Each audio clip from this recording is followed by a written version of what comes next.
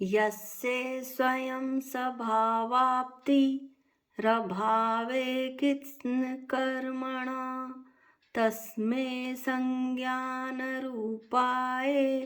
नमोस्तु परमात्मने। इष्टोपदेश का मंगलाचरण करके आज हम कारिका 38 का अध्ययन करेंगे। कारिका 38 में जैसा कि कारिका 37 में बतलाया था कि जो अनुभूति में उत्तम तत्व शुद्ध आत्म स्वरूप आता जाता है, यानी आत्मा का अनुभव बढ़ता जाता है, वैसे वैसे सुलभता से सहजता से प्राप्त हुए विषय भोग रुचते नहीं हैं। इसी बात को आचार्य और आगे बतला रहे हैं कारिका 38 में कि इसीलिए ये स्पष्ट हो गया कि विषयों की अरुचि ही योगी की सब आत्म संवित्ति अर्थात सब आत्म अनुभव को प्रकट करती है। तो अब हम कारिका 38 सुनते हैं, कारिका 38 का अध्ययन करते हैं। यथा यथा न रोचन्ते विषया सुलभा अपि तथा तथा समायाति संवित्तो तत्त्वमुत्तमम्। यथा यथा जैसे जैसे सुलभ सहजता से प्राप्त इंद्रिय विषया अपि विषय भी न रोचन्ते आत्मा को रुचते नहीं हैं, तथा तथा वैसे वैसे संवित्तो अनुभूति में उत्तम तत्व यानी शुद्ध आत्म स्वरूप का समायाति प्रतिभास होने लगता है। कहने का मतलब ये है कि जैसे जैसे सहजता से प्राप्त इंद्रियों के विषय आत्मा को अरुचिकर लगते हैं, वैसे वैसे उस जीव की अनुभूति, जीव का जो उपयोग है वो अपनी शुद्ध आत्मा में लगने लगता है, उसे अपनी शुद्ध आत्मा का अनुभव होने लगता है। ऐसा आचार्य ने गाथा 38 में बतलाया है। इसका पद अनुवाद देखिए। पुण्योदय से सुलभ हुए भोग सभी पीयूष घुले, जैसे जैसे भविक जनों को रुचते ना हैं भले भले, वैसे वैसे अपने अपने संवेदन में आता तत्वों में जो परम तत्व है आत्म तत्व जो सुखदाता। पुण्योदय से जो पंच इंद्रियों के अमृत रूप विषय भोग मिले हैं, उनमें जो योगी जन हैं, भविक जन हैं, उनको ऐसे सुलभता से प्राप्त इंद्रियों के विषय भोग भी नहीं रुचते। जैसे जैसे उनको ये नहीं रुचते विषय भोग, वैसे वैसे उनका जो आत्म संवेदन है, अपनी आत्मा का अनुभव है, वो बढ़ता जाता है। और ये आत्म तत्व कैसा है? यह सभी तत्वों में परम तत्व है। ऐसा आत्म तत्व जो निराकुल सुख यानी मोक्ष को देने वाला है, वो उनके संवेदन में आता जाता है। इस कारिका का सारांश क्या है? जब हम इस कारिका का सारांश पढ़ेंगे तो हमें पता चलेगा कि 37 के बाद 38 कारिका लिखने का आचार्य का अभिप्राय क्या था। कोई भी एक साथ दो कार्य नहीं हो सकते। जहाँ विषय भोगों की अधिकता होगी वहाँ धर्म ध्यान नहीं हो सकता, और जो ज़्यादा धर्म ध्यान करता रहेगा वह विषय भोगों को नहीं भोग सकता। यदि आत्मा का उपकार करोगे तो शरीर का तो अपकार होगा ही होगा, ऐसा हमने इसी इष्टोपदेश में पढ़ा है। और यदि हम शरीर का उपकार करते हैं, उसको इंद्रिय के विषय भोग में रचाते बसाते हैं, तो आत्मा का तो अपकार होगा ही होगा। वही बात यहाँ पर कही है कि जैसे जैसे विषय रुचते नहीं हैं, वैसे वैसे अनुभूति में सतत्व शुद्ध आत्म स्वरूप का प्रतिभास होने लगता है। लोक व्यवहार में भी यह देखा जाता है कि सूरदास के पास भी, यानी जो अंधा व्यक्ति है, उसको अच्छे ज्ञान का क्षम या कोई एक विशेष गुण आ जाता है। अक्सर जो अंधे व्यक्ति हैं उनकी आवाज़ बड़ी अच्छी होती है, बड़ी मीठी आवाज़ में वे गाना गाते हैं। कारण ये है कि उनके प्राय विषय बहुत कम हो जाते हैं। एक इंद्रिय कम होने से इंद्रियों के जो पंच भोग हैं वो भी कम हो जाते हैं, जिससे उनका अपने आप क्षम दूसरी तरफ बढ़ने लगता है। इस तरह से मूक, बधिर और अंधे व्यक्तियों में कोई विशेष क्षम या कोई गुण आ जाता है। अब हम कुछ दृष्टांत देखते हैं। जैसे जैसे अपथ्य यानी अभक्ष का सेवन घटता जाता है, वैसे वैसे रोग ठीक होता जाता है।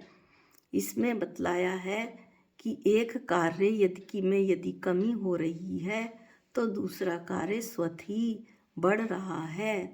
जैसे जैसे सूर्य ढलता जाता है वैसे वैसे अंधकार बढ़ता जाता है। जैसे जैसे कषाय घटती जाती हैं वैसे वैसे संयम बढ़ता जाता है। जैसे जैसे आदमी व्यसनों से मुक्त होता जाता है वैसे वैसे उसके यहाँ धन धान्य बढ़ने लगता है और पूजा पाठ में उसकी रुचि बढ़ने लगती है।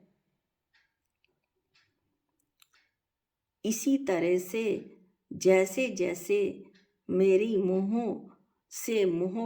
मन में से मोह कम होता जाता है, जो मैं और मेरा पना था वो कम होता जाता है, वैसे वैसे मुझे आत्मा के निराकुल सुख का अनुभव होता जाता है। ध्यान अमृत से कौन पुष्ट होता है? अब शिष्य फिर प्रश्न पूछता है कि ध्यान के अमृत से कौन पुष्ट होता है? इसके लिए आचार्य गुणभद्र स्वामी ने आत्म अनुशासन में कहा है कि हे भव्य, तू रूप रस गंध वर्ण वाले पंच इंद्रिय के विषय रूप विश्व के निमित्त जो नेत्र आदि इंद्रियों के स्वामी रूप मन से प्रेरित है, आत्मरोध रूप परिणामों से युक्त है, इंद्रियों का दास बनकर खोटे व्यापारों के द्वारा पाप को बढ़ाते हुए दुखी हो रहा है। तू इन्हीं इंद्रियों का दास बनकर संपूर्ण इंद्रिय विषयों को छोड़कर कषाय रहित हो जा। वो कहते हैं, ये थोड़ा सा वाक्य मैंने गलत बोल दिया कि आचार्य कह रहे हैं कि जिन इंद्रियों का तू दास बना हुआ है उन्हीं इंद्रियों को तू अपना दास बना ले। संपूर्ण इंद्रिय विषयों को छोड़कर कषाय रहित हो जा। इन इंद्रियों के विषय भोगों को छोड़ दे, कषाय रहित हो जा। इंद्रिय विजय बन अतीन्द्रिय हो, जितेंद्रिय हो। आत्मा का ध्यान कर, जिससे तू सम्यक दर्शन, सम्यक ज्ञान, सम्यक चारित्र की एकता रूप मोक्ष मार्ग के द्वारा घातीय कर्मों से रहित हो तथा अघातीय कर्मों से रहित होकर पूर्ण सुख, निराकुल सुख, मोक्ष को प्राप्त हो। आचार्य अमृतचंद स्वामी ने समयसार कलश में कहा है, हे वत्स रुख, व्यर्थ के ही अन्य कोलाहलों से क्या लाभ। निश्चिंत हो, 6 माह तक एकांत में अपने आप का अवलोकन तो कर, अपनी आत्मा का, अपने उपयोग को अपनी आत्मा में लगा। मैं एक चेतन भगवान आत्मा हूँ, इसके अलावा मैं विश्व में कुछ भी नहीं हूँ। देख, तेरे हृदय रूपी सरोवर में पुद्गलों से भिन्न तेजों में प्रकाश में आत्मा की प्राप्ति होती है या नहीं। ऐसा आचार्य अमरचंद स्वामी ने कहा है।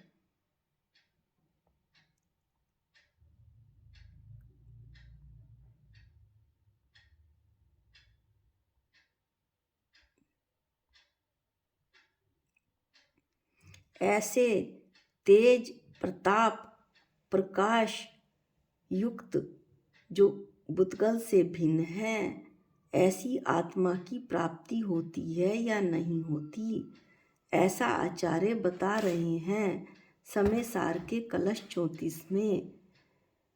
इस तरह से विषयों की रुचि ना होने से जो ज्ञानी है आत्मा के विशुद्ध स्वरूप की प्राप्ति की ओर बढ़ता जाता है।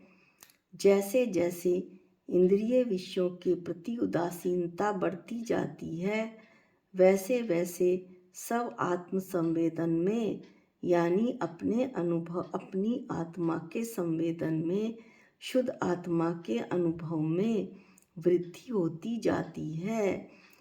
ज्ञानी का उपयोग अपनी शुद्ध आत्मा के अनुभव में लगने लगता है। बाहर से जब उपयोग छूटेगा, मेरा उपयोग एक ही है। हम पहले भी इस बात को पढ़ चुके हैं कि मेरे पास केवल एक ही उपयोग है, चाहे मैं उसे इंद्रियों के भोग में लगा लूं और चाहे अपनी आत्मा के अनुभव में लगा लूं।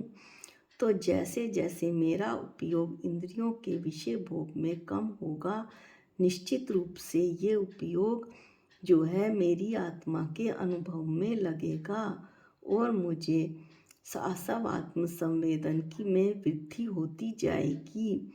ये आचार्य का इस कारिका में तात्पर्य है। अब अगली कारिका में आचार्य बताएंगे कि सब आत्मसंवित्ति यानी अपनी आत्मा के अनुभव जब बढ़ता है तो क्या क्या बातें होती हैं, किस रूप में जीव का परिणमन होता है। ये कारिका 39 में आचार्य बतलाएंगे, वो हम अगले वीडियो में उसका अध्ययन करेंगे। आज के लिए इतना ही। जा वाणी के ज्ञान से सूझे लोकालोक, जो वाणी मस्तक नमो सदा देत हूँ धोख। हे जिन वाणी भारती तो है जपूं दिन रैन, जो तेरी शरणागते वो पावे सुख चैन। सबको जय जिनेंद्र।